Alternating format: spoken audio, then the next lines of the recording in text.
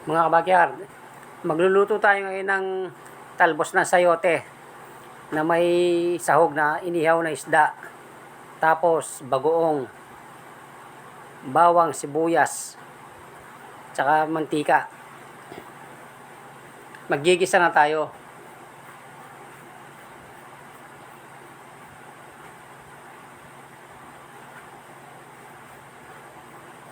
Magpapainit tayo ng mantika sa kawali.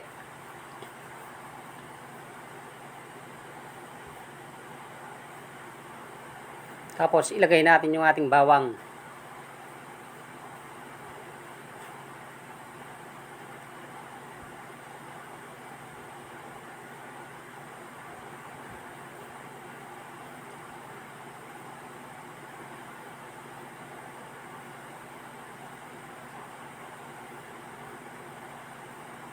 Tapos yung ating sibuyas. Gisa-gisahin lang natin hanggang lumabas yung aroma ng ating mga ingredients. Tapos maglalagay tayo ng bagoong alamang.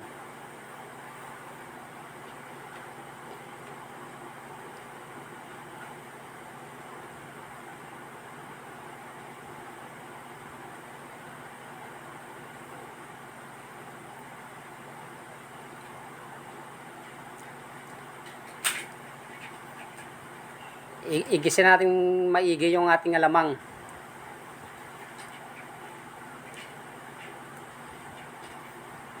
Tapos ilagay na natin yung ating inihaw na isda. Hinimay na natin yan, inalis na natin yung tinik.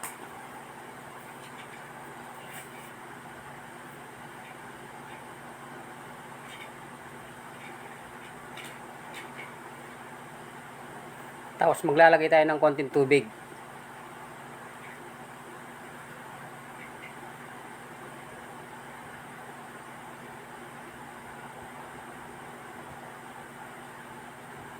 Kapag kumukulo na, ilagay na natin yung ating talbos ng sayote.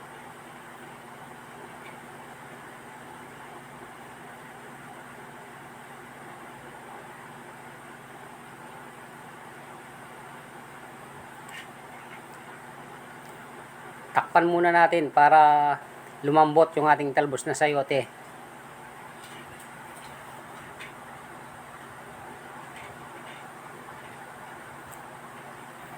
Ayan.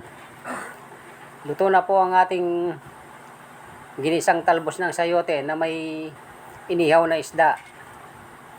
Maraming salamat po sa panonood.